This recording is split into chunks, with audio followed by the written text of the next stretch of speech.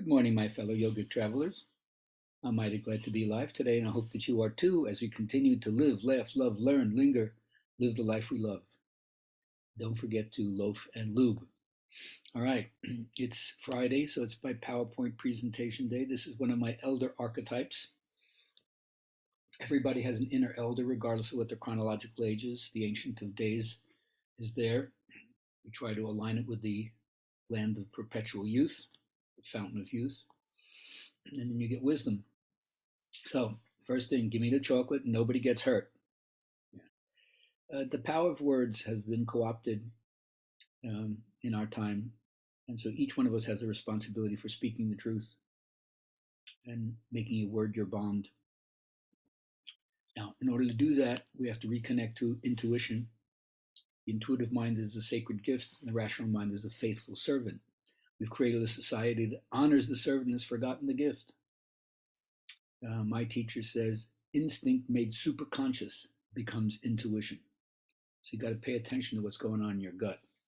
I've talked this week about the importance of the trickster energy, the part of you that sees through. It's like the bullshit meter. The negative point of the trickster is that, you can bust through all the pomposity and arrogance and haughtiness that you see, but then there's nothing left to revere. So it's a balance between knowing what's bullshit and then how do you still find something to worship and honor? Well, Carl Jung says the numinous, that encounter with that magical area in our psyche and in the world, which gives the spiritual, religious, the holy, the mysterious, the otherworldliness, the unearthly, the transcendent. He says the main interest in my work is not concerned with the treatment of neurosis, but rather the approach to the numinous.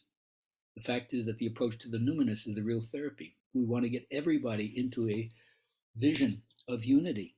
And there are many, many ways to do it. I've chosen yoga as my path, but it's a metaphor for anything that taps human excellence and uses your intelligence to develop more intelligence.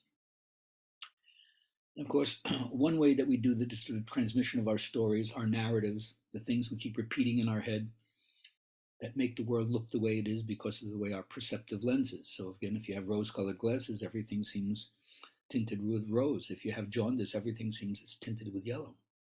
If you have a vision of unity, then everything is tinted with the oneness. But tell your story, because in the telling of your story, there's a certain kind of healing. And here are two of my favorite storytellers, Clarissa Pinkola Estes, a Jungian therapist and a cantadora from the old school, and Michael Mead, a drummer mythologist, men's group leader. They are both keepers of the old way, and they both influenced me to do the same. So part of our life is to educate ourselves so we saved from death by neglect. By choosing not to put our attention into this, so many things fall by the wayside that would be so important as gifts to give the world, not to mention the benefits we would have if we did it ourselves. Keep studying, keep learning. Discovery is fantastic. But, oh, do you have one with a bigger back burner? There's a lot of stuff right now I can't deal with. So that's it. Literalism banishes beauty to the back burner. But we got to keep it alive and well by Homo aestheticus, making everything we possibly can in our life be beautiful. Now, to me, very few things in the modern world know how to handle grandiosity, narcissistic grandiosity. But in the old ways, myth was the guidance. James Hillman has this great one-liner: mythology was the psychology of antiquity, and psychology is the mythology of modernity. Ancient search for truth and the modern search for meaning, one and the same thing. So another Carl Jung statement says, one who looks outside dreams, one who looks inside awakes. Eastern philosophy has been telling us for a couple of thousand years the answers lie within. It's not elsewhere. It's right here within yourself. Now here's another interesting thing. We're all seeking joy, but we say joy impregnates, but the sorrow is what really brings forth. It's in the broken heart that we meet, as well as in the things that we enjoy and share with other people.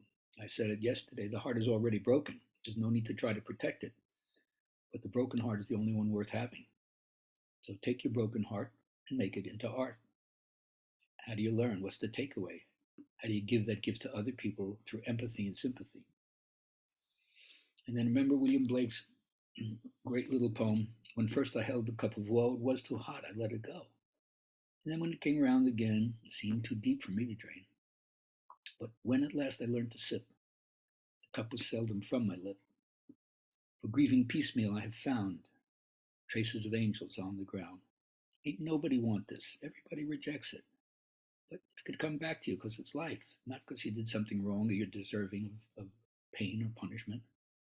So when it's on your plate, when it's right in front of you, don't gulp it down. Just take a little bit, and then you'll see your whole approach to life, suffering, limitation changes because you might find silver linings behind those dark clouds. Now, I believe that part of what art is, you have a practice, whether it's an asana practice or throwing or a sculpture practice or your musical instrument. You never master the practice, but it suits you, so you stay at it.